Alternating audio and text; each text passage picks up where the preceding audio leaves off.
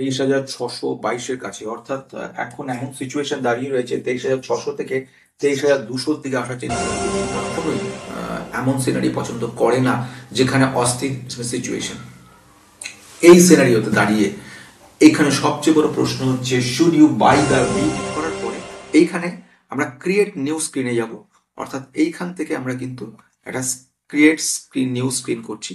এইবারে নিউ স্ক্রিনে গেলাম, কি RSI রয়েছে, RSI লেস দ্যান 30, এমন সব স্টকগুলো দেখাও যেগুলো কিনা 30। তাহলে একটা কনফার্মেশন চলে এলো কি এটা একটা কেনার একটা দারুণ জায়গা, অর্থাৎ বাই অন ডিপস এর জন্য টেকনিক্যাল বলে দিল গুড।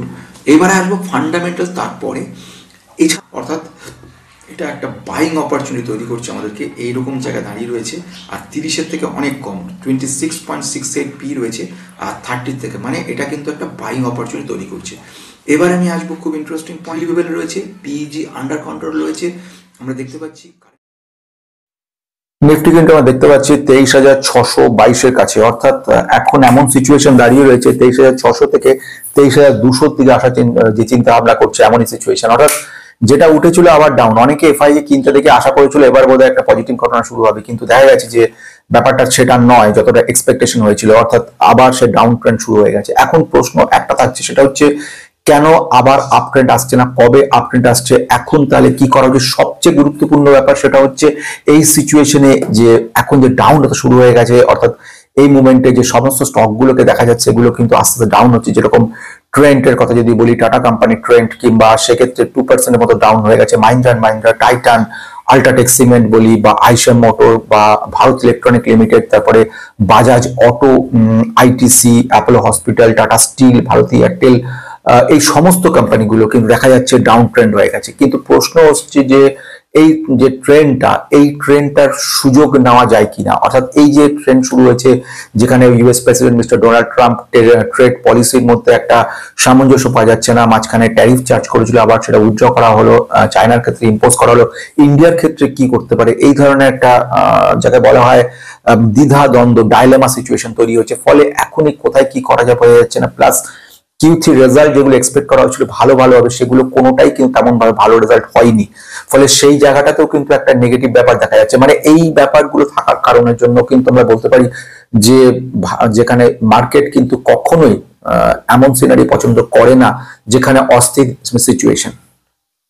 এই সিনারিওতে দাঁড়িয়ে এখানে সবচেয়ে বড় প্রশ্ন হচ্ছে should you buy the dip, এখন এই ডিপে কি কেনা উচিত, বা কিনে যদি কি দেখে কিনবো। এই ভিডিওটা অসম্ভব ভালো হতে চলেছে এই কারণে এর মধ্যে আমি সমস্ত ফান্ডামেন্টাল এবং টেকনিক্যাল পয়েন্টগুলো ধরিয়ে দেবো, যার মাধ্যমে তোমরা আপনারা বুঝতে পারবেন যে স্টকগুলো ঠিক কেন এই সিনারিওতে ডিপ হলেই কি সেটা ভালো, মানে কোন সিচুয়েশনে তবে আমি বলবো হ্যাঁ এই সিচুয়েশনে কেনা যেতে পারে।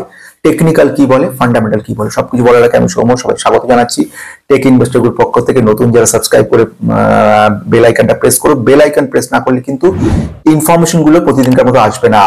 আর যারা পুরনো সাবস্ক্রাইবার আমার ওই ওল্ড যে চ্যানেল ছিল বেস্ট ইনভেস্টর গ্রুপ, তাকে সেখানে যে তাদের অজস্র লাইক কমেন্ট শেয়ার মুক্ত করে আমাকে প্রচুর ভাবে, ইনফ্যাক্ট প্রতিদিন এমন একটা সিনারিওর মধ্যে দিয়ে চলছে, এমন একটা সিচুয়েশনের মধ্যে চলছে, সেখানেও তাদের প্রত্যেকের অসংখ্য হেল্প আমাকে সবসময় মুক্ত করে, সবসময় একটা উদ্বুদ্ধ করে। এরকম সিনারিওতে এতখানি প্রেশার মধ্যে থাকে, তোমরা নিশ্চয়ই জানো যে আমি একাধিক কাজের সঙ্গে যুক্ত থাকতে হচ্ছে এবং সেখানে সময় বের করাটাই আমার কাছে খুব কঠিন। তার মধ্যে থেকেও 10 মিনিট 15 মিনিট সময় আমি তোমাদের জন্য বের করছি, তোমাদের শেখানোর জন্য চেষ্টা করছি, এবং আমার একমাত্র কাজ হচ্ছে শুধু এডুকেশন দেওয়া। কোনো যেসব স্টকগুলো দেখানো সেগুলো হচ্ছে শুধু এক্সাম্পল পারপাস, কোনো রকম বাই অর সেল রেকমেন্ডেশন নয়।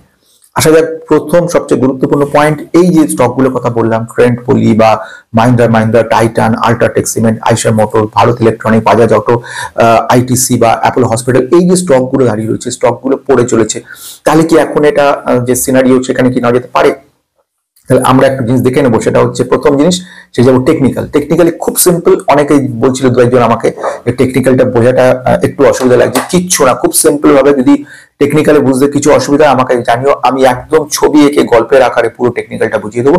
টেকনিক্যালে কোনো হাতি করা নেই, টেকনিক্যালে বড় বড় ওয়ার্ড নিয়ে বড় বড় ছবি নিয়ে চিন্তা ভাবনা করো বলে ব্যাপারগুলো কমপ্লিকেটেড লাগে, কিন্তু যদি খুব সিম্পল ভাবে দেখবে একদম ইজি, এর থেকে ইজি আর কিছু নেই, বরঞ্চ ফান্ডামেন্টালি তোমাকে অনেক ক্যালকুলেশন করতে হচ্ছে। আমি যে প্রথম টুলসটা ইউজ করবো সেটা কি টুলস, সেটা হচ্ছে RSI। আমি RSI নিয়ে আগে বলেছি, সেটা তোমরা যদি না জেনে থাকো বা দেখে থাকো একবার ভিডিওটা দেখে নিও। RSI নিয়ে আমি তোমাদের এখন যেটা বলবো সেটা হচ্ছে খুব সিম্পল, একটা এমনই ইন্ডিকেটর যেটা তোমাকে দেখিয়ে দিচ্ছে স্টকটা ভ্যালুয়েশন কি আছে। আমরা কোথায় আছি, আমরা আছি নিফটি ফিফটিতে। নিফটি ফিফটি কোন স্টকগুলো থাকে, যে স্টকগুলোকে আমরা ধরে নিই স্টকগুলো ফান্ডামেন্টাল স্ট্রং স্টক মোরলেস, এবং রিটার্ন খুব বেশি না হলেও কিন্তু একটা কনসিস্টেন্সি রয়েছে রিটার্নের মধ্যে, সেই জন্য এইগুলোকে নিফটি ফিফটির মধ্যে রেখেছে 50টা সেরা স্টক। তো তার মধ্যে যেসব স্টকগুলো এখন যেরকম মনে করে নাও, যেসব স্টকের কথাই বলি না কেন, যেটা হোক সেটা, যেমন মনে করো না এই মুহূর্তে ট্রেন্ডের কথা বা মাহিন্দ্রার কথা বলছি, সে কোথায় কোন পজিশনে দাঁড়িয়ে, সে কি এখন কেনার সিচুয়েশন আছে, তাহলে আমি চলে আসবো সিম্পল ভাবে, সেটা হচ্ছে কোথায়, আমরা চলে আসবো টেকনিক্যাল জায়গাতে বোঝার চেষ্টা করবো। টেকনিক্যাল বলতে এখানে আমি একটা চার্ট দেখাচ্ছি, সিম্পল নিফটি ফিফটির চার্ট, কিচ্ছু না, এর মধ্যে একটা বলিঞ্জার ব্যান্ড ইউজ করেছি। বলিঞ্জার ব্যান্ড কি সেটা নিয়ে আমি ভিডিওর মধ্যে বলে দিয়েছি, তোমরা দেখে নিও, এই চ্যানেলই করা আছে, সুন্দর করে বোঝানোর চেষ্টা করেছি। এখানে কি একদমই যাব না, বলিঞ্জার ব্যান্ড একটা টানা রয়েছে ভিতরে, আর তার উপরে আমি একটা রেজিস্ট্যান্স সাপোর্টের গল্প দিই, কিচ্ছু না, এই উপরে একটা দাগ রয়েছে, নিচে একটা দাগ রয়েছে, দেখবে প্রাইসটা সব সময় ইন্ডিকেট করছে, মুভ করছে একটা আপার সাইড। আবার সে কিন্তু আমি যদি দেখানোর চেষ্টা করি, এখান থেকে একটা লাইন টেনে দেখানোর চেষ্টা করছি আমি, যে কিভাবে ব্যাপারটাকে কাজ করছে, যে কোনো ক্ষেত্রে, যে কোনো প্রাইসের ক্ষেত্রে মুভ করছে কিরকম ভাবে। যেরকম সিম্পল ভাবে দেখো, প্রাইসটা কিন্তু এইভাবে যাচ্ছে, এইরকম যাচ্ছে, গিয়ে এখানে টাচ করছে, আবার এখানে এই গিয়ে এই চলে গেল, এটা হচ্ছে প্রাইস। প্রাইসটা প্রতিবারই কিন্তু স্ট্রেট এরকম যায়নি, গেছে এরকম একটা জায়গায়, এখানে একটা লাইন রয়েছে, এর পরে এরকম জায়গায় এখানে একটা লাইন রয়েছে, তারপরে তৃতীয় গেছে এরকম জায়গায়, অর্থাৎ প্রতিবারে এ কিন্তু এইখানে করে একটা রেজিস্ট্যান্স তৈরি হচ্ছে, আর এটা হচ্ছে সাপোর্ট। এইবারে এরপরে যখন এইখানে স্টকটা চলে এলো, এসে যখন এইখানে উপরে উঠলো, তখন এটা সে সাপোর্ট হয়ে গেল, রেজিস্ট্যান্স তখন হয়ে গেল কিন্তু এইরকম জায়গায় হয়ে গেল রেজিস্ট্যান্স, মানে এটাকে আমি R1। তৃতীয়ত স্টকটা আবার উঠে যখন এখানে চলে গেল, R2 হলো রেজিস্ট্যান্স এখানে, আর সাপোর্ট হয়ে গেল এখানে। এবার এইরকম জায়গা থেকে পার্টিকুলার প্রাইসটা আবার পড়ছে সেকেন্ড লেভেলে, সেখান ধাক্কাকে আবার পড়ছে তৃতীয় লেভেলে, এই হলো গল্প। এই যে রেজিস্ট্যান্স আর সাপোর্ট দিয়ে কিন্তু আমরা বুঝতে পারছি স্টকটা এখন উপর উঠবে আর নিচে নামবে। এখানে আমি দেখছি কি RSI কি, RSI টি নিয়ে এখন শুরু করছি, দেখে নাও।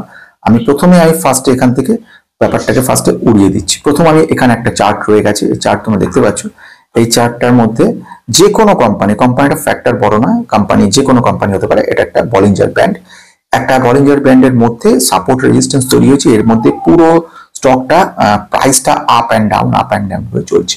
বেশ, এবারে আমি নেক্সট জায়গায় আসবো, সেটা হচ্ছে কি এর মধ্যে আমি একটা অ্যাডিশন করবো ইন্ডিকেটরের মধ্যে যাচ্ছি RSI, রিলেটিভ স্ট্রেংথ ইন্ডেক্স। এই RSI যেই আমি টেনে নিলাম, আমাকে কিন্তু স্টকটা দেখিয়ে দিচ্ছে, no buy or sell, just আমি দেখানোর জন্য এটা কিন্তু বলছি তোমাদেরকে। এখানে ইন্টারেস্টিং পয়েন্ট দেখো, এখানে একটা RSI তৈরি হয়ে গেছে। RSI বলতে এখানে এমন একটা ভ্যালু তৈরি হচ্ছে এই চার্টের মধ্যে, এই ওপরের জায়গা ভ্যালুয়েশন যদি দেখি আমি, সেটা হচ্ছে 70 আর নিচের ডিফল্ট তৈরি, কোনো চেঞ্জেস করা দরকার, নিচের হচ্ছে ব্যান্ড 30। ভ্যালুটা প্রাইসটা এর সঙ্গে সঙ্গে মুভ করছে, এর সঙ্গেও কিন্তু প্রাইস, অর্থাৎ প্রাইসের মুভমেন্ট হচ্ছে, আর নিচে এরও ভ্যালুয়েশনও চেঞ্জ হতে চলেছে। বেশ, আমি এই সিচুয়েশন যেখানে তৈরি হচ্ছে, এই যে রিলেটিভ স্ট্রেংথ বলছে, এই সিচুয়েশনে দাঁড়িয়ে কোম্পানিটার আমরা দেখে নেব, এই হচ্ছে মিডে, তোমরা দেখতে পাচ্ছ 50 হচ্ছে মিড লেভেল, অর্থাৎ 50-এর থেকে নিচে বা 50-এর থেকে ওপরে। যদি এই স্টকটা পার্টিকুলার স্টকের সবচেয়ে নিচের দিকে 33, 34, 40 এই ধরনের জিনিসগুলো হচ্ছে পার্টিকুলার জায়গায় এই স্টকটার ক্ষেত্রে ভ্যালুয়েশন, অর্থাৎ RSI যখন 40, 40 বা তার কাছাকাছি থাকে, তখন আমরা এটাকে একটা বাইং অপরচুনিটি বলে মনে করছি। 30 থেকে 40, 42-এর মতো থাকলে তখন আমরা এটাকে বলবো বাইং একটা অপরচুনিটি। ঠিক সেরকম ভাবে আমি যদি দেখে নিই, এক্ষেত্রে আমাদের যদি দেখি এখানে দেখতে পাচ্ছ স্টকটা এই মুহূর্তে দাঁড়িয়ে রয়েছে 41, অর্থাৎ 40-এর কাছাকাছি দাঁড়িয়ে রয়েছে।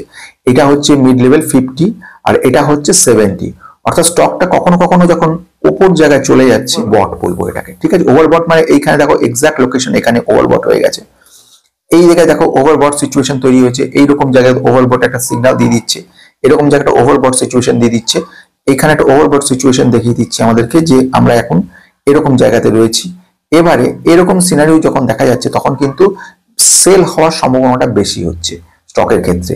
তো এইটা একটা বোঝা গেল। এইবারে প্রশ্নটা থাকছে এখানে শুধু আরএসআই নয়, আরএসআই অনেক কিছু দেখার রয়েছে, কিন্তু একটা কথা মনে রাখতে হবে, সেটা হচ্ছে আরএসআই একটা ইন্ডিকেট করছে ভ্যালুয়েশন, অর্থাৎ এইরকম জায়গায় স্টকটা আছে মানে স্টকটা কিন্তু ফার্স্ট অফ অল আমাদেরকে দেখাচ্ছে যে স্টকটা এই সিচুয়েশনে আন্ডার ভ্যালুড রয়েছে। এইবার প্রশ্ন আসছে, প্রথম ঘটনা, এই স্টকটা তাহলে কিন্তু বাইং রেঞ্জের কাছে রয়েছে, এটা স্টকটা অ্যাকশন কনস্ট্রাকশন। আচ্ছা, আমি এবার একটা অন্য স্টকের ক্ষেত্রে যাব যে স্টকটা কিন্তু এই সিচুয়েশনে কেমন রয়েছে, যেমন মাহিন্দ্রা অ্যান্ড মাহিন্দ্রাতে আমি যদি যাওয়ার চেষ্টা করি তাহলে আমরা দেখবো এই স্টকটা কি এখন কেনার সিচুয়েশন আছে। অ্যাজ পার আরএসআই কিন্তু দেখাচ্ছে 1560, অর্থাৎ ডাউন হয়েছে ঠিক, কিন্তু স্টকটা কিন্তু তেমন জায়গায় পৌঁছয়নি যেখানে নেওয়া যেতে পারে। তাহলে বোঝা গেল প্রথম প্রশ্ন, এই আরএসআই থেকে আমরা বুঝতে পারছি। এইবারে প্রশ্ন আসবে সেকেন্ড, সেটা হচ্ছে আমি এমন কিছু স্টককে বাঁচতে চাই যার আরএসআই 30 বা এর কাছাকাছি আছে, সেইগুলো আমি কিভাবে পাবো? তার জন্য পেতে গেলে আমাদের সিম্পল যেতে হবে, সেটা হচ্ছে কি স্ক্রিনারে চলে যেতে হবে। স্ক্রিনারে চলে গেলাম, স্ক্রিনার থেকে এটা দেখিয়ে দেবে আমাদেরকে যে এখন এই মুহূর্তে আমরা কোথায় দাঁড়িয়ে আছি। আমি স্ক্রিনারে চলে যাচ্ছি, স্ক্রিনার থেকে আমাকে দেখিয়ে দিচ্ছে আরএসআই 30 এর কাছাকাছি কোন কোন স্টকগুলো রয়েছে। একে আমরা বলবো ওভারসোল্ড। বিক্রি করে করে করে যখন স্টকটা নিচের দিকে চলে যায় তখন আমরা দেখতে পাই 30, আর কিনে কিনে যখন যায় তখন আমরা বলছি ওভারবট। এখন আমরা দেখতে পাচ্ছি এখানে এই সমস্ত স্টকগুলো কিন্তু পড়ে যাচ্ছে এর মধ্যে। তা আমি এইটাকে একটু মডিফাই করি, আমি তোমাদের সুবিধার জন্য একদম নতুন করে দেখানোর চেষ্টা করছি। আমরা প্রথমে যাচ্ছি স্ক্রিনে, নর্মাল স্ক্রিনে, এবং সেখানে গিয়ে আমি কি করছি, সার্চ করছি স্ক্রিনার বলে। স্ক্রিনে গেলাম, স্ক্রিনে ক্লিক করার পরে এইখানে আমরা ক্রিয়েট নিউ স্ক্রিনে যাব, অর্থাৎ এইখান থেকে আমরা কিন্তু একটা ক্রিয়েট স্ক্রিন নিউ স্ক্রিন করছি। এইবারে নিউ স্ক্রিনে গেলাম, কাজ হবে কি, এইখানে আমাদের কাজ হবে সেটা হচ্ছে এখানে সার্চ করা, সিম্পল আরএসআই। ফার্স্ট কাজ কি, আরএসআই রয়েছে, আরএসআই লেস দেন 30 এমন সব স্টকগুলো দেখাও যেগুলো কিনা 30 নিচে। তাহলে বিশাল লিস্ট চলে এলো, তোমার কাছে প্রচুর স্টক চলে এসছে। এবারে তুমি এটাকে একটু মডিফাই করো, এখানে অ্যান্ড দাও, দিয়ে বলো মার্কেট ক্যাপ গ্রেটার দ্যান 5000, মানে এমন স্টকগুলো দেখাও যেগুলো রিলায়েবল স্টক। শুধু ডাউন হলেই তো হবে না, তাহলে এইগুলো সব চলে এলো আমাদের কাছে এই মুহূর্তে। এই সব যেমন আপার ইন্ডাস্ট্রিজ, বিএএসএফ, ফাইজার, বস, এগুলোর নাম সব শুনেছি। আমি ই মুদ্রাকে নেব, ই মুদ্রাকে নিয়ে কথা বলেছি, রিল্যাক্সো ফুটওয়্যার কথা বলেছি, এই দুটোকে নিয়ে আমি কিন্তু দেখাবো ফার্স্ট কাজ। থার্ড ওয়ান, রাজেশ এক্সপোর্ট নিয়ে জিজ্ঞেস করছিল, রাজেশ এক্সপোর্ট ইস্যু। তাই ফার্স্ট কাজ কি, ই মুদ্রায় আমি চলে যাব। তাহলে এখানে চলে আসছি, এখানে গিয়ে আমি সার্চ করছি কি, ই মুদ্রা বলে। তাহলে ই মুদ্রা যে চলে এলো, আমি ই মুদ্রায় ক্লিক করলাম, ই মুদ্রার স্ক্রিন চলে এলো। ই মুদ্রা আমায় দেখিয়ে দিচ্ছে কোথায় চলে গেছে আরএসআই। দেখো আনবিলিভেবল জায়গায় আরএসআই চলছে 24। তাহলে একটা কনফার্মেশন চলে এলো কি, এটা একটা কেনার একটা দারুণ জায়গা, অর্থাৎ বাই অন ডিপস এর জন্য। টেকনিক্যাল বলে দিল, গুড। এবারে আসবো ফান্ডামেন্টাল। তারপরে এছাড়া আরেকটা স্টককে নিয়ে আমরা দেখতে যাব, আরএসআই 30 এর কম চলে গেছে, সেই স্টক কি। এই হাজার হাজার স্টকের মধ্যে থেকে খুঁজে বের করা অসম্ভব ছিল আমাদের কাছে, তাই জন্য আমরা কিন্তু একটা স্ক্রিনার তৈরি করে নিলাম, সিম্পল স্ক্রিনার, বেশি কিছু না। একটা রাখছি RSI 30, second one market cap রাখছি 5000 উপরে। এই দুটো রাখলেই মাত্র আমাদের কাছে 15টা সেরা কোম্পানি চলে এলো। এইবারে সেরা 15টা কোম্পানির মধ্যে আমরা একটু দেখে বুঝে নেব কোন কোম্পানিগুলো জেম কোম্পানি। এবার আসা যাক নেক্সট পয়েন্টের দিকে, অর্থাৎ আমি এখানে দেখতে চলেছি রিল্যাক্সো। এই মুদ্রা আমাদের দেখিয়ে দিল ফ্যান্টাস্টিক জায়গা রয়েছে, অর্থাৎ এই সিনারিওতে কিন্তু রেড কালার দেখতে পাচ্ছ, এই যারা বিয়ার তারা এই পরিমাণে কিন্তু টেনে নামিয়েছে, এটাকে নামিয়ে এটা এতটা ডাউন করে দিয়েছে।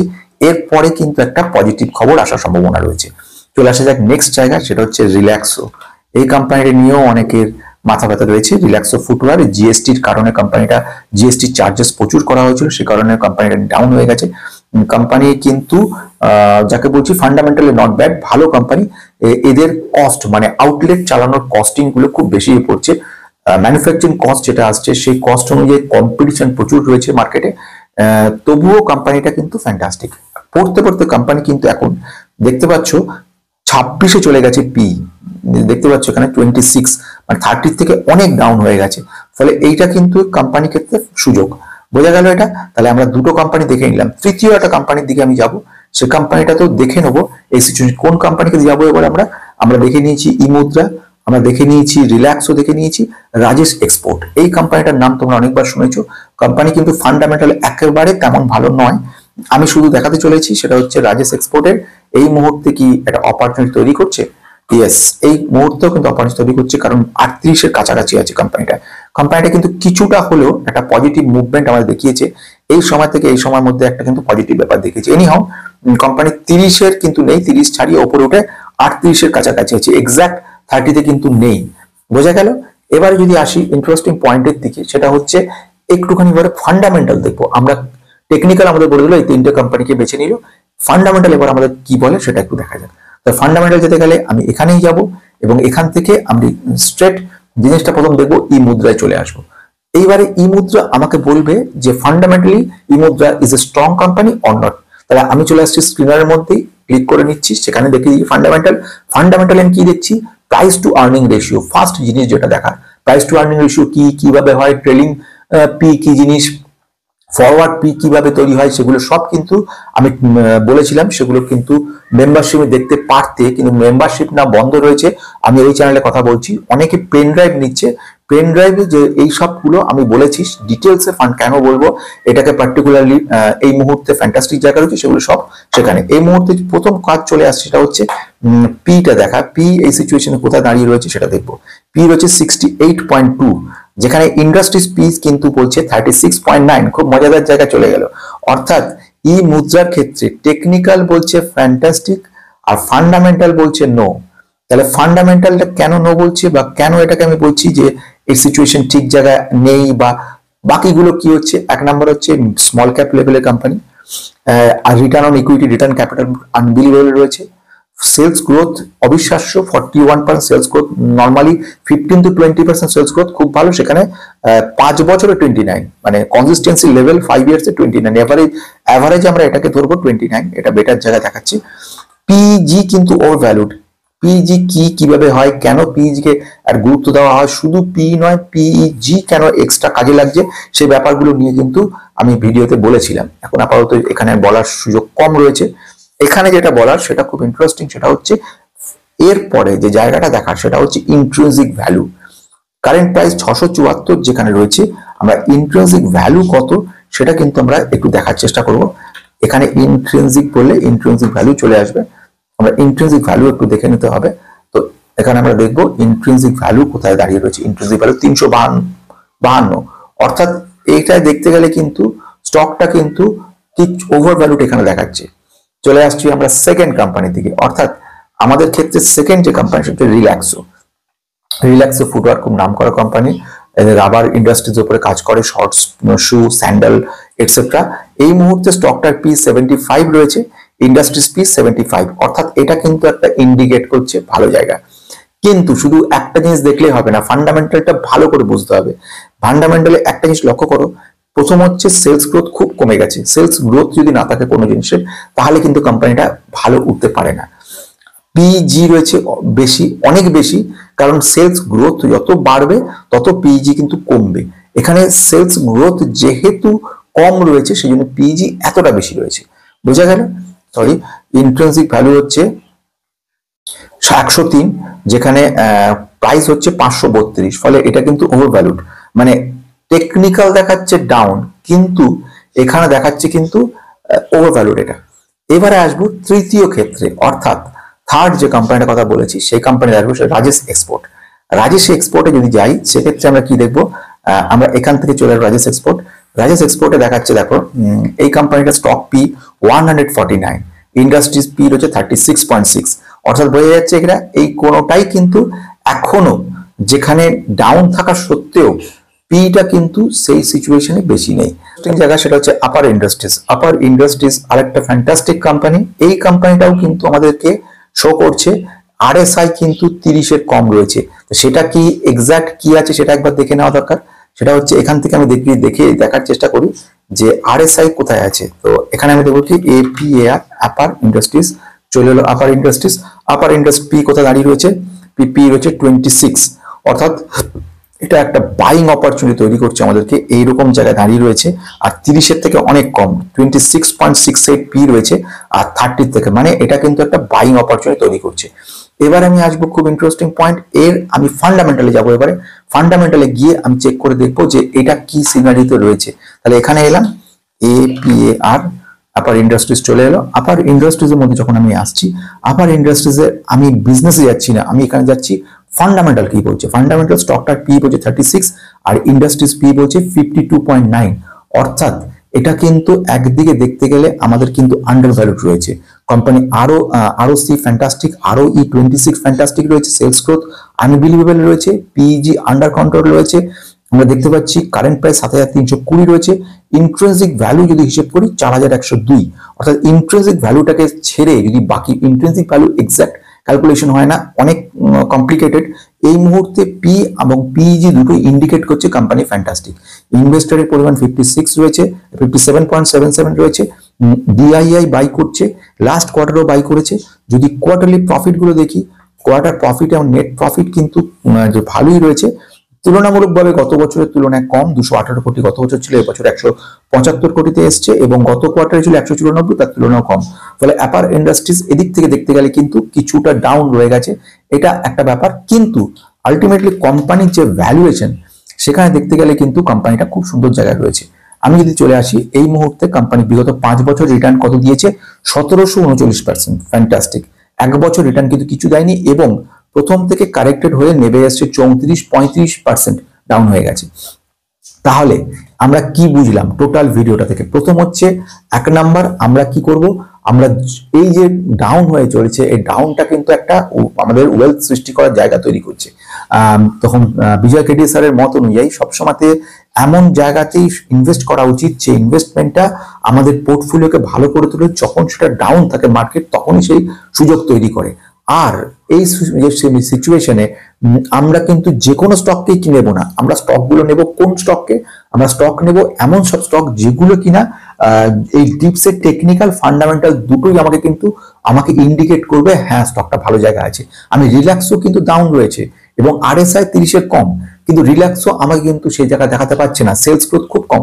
আমি ই মুদ্রায় গেলাম, ই মুদ্রা অসাধারণ একটা বিজনেসে কাজ করছে, ডিজিটাল সিগনেচারের উপর কাজকর্ম করা কোম্পানিটা, সেখানেও দেখতে পারলে আমরা কিন্তু খুব সুন্দর জায়গা রয়েছে। এবং ই মুদ্রার ক্ষেত্রে দেখো, সেখানেও দেখবে কিন্তু চার্টে কিন্তু ফ্যান্টাস্টিক জায়গা ই মুদ্রা দেখিয়েছিল, কিন্তু যে জায়গাটা একটা জায়গা আটকাচ্ছে সেটা হচ্ছে ই মুদ্রায় যদি আমি যাই, ই মুদ্রার ক্ষেত্রে আমি দেখতে পাচ্ছি আরএসআই আমাকে কিন্তু দেখিয়ে দিচ্ছে অনেক ডাউন, মানে ফ্যান্টাস্টিক জায়গা।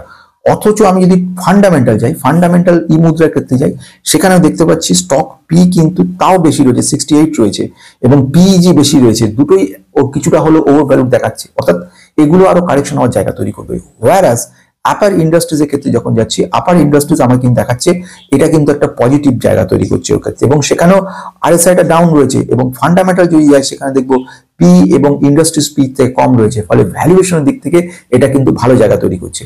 ফলে এটা একটা সুন্দর ভিডিও। এটা দেখে তোমরা অনেকে যারা হোয়াটসঅ্যাপে রয়েছে, হোয়াটসঅ্যাপে আমাকে জিজ্ঞেস করছিলে বা দেখছিলাম অনেকে জিজ্ঞেস করছে যে এই মুহূর্তে কোনটা ভালো কেনা, কোনটা।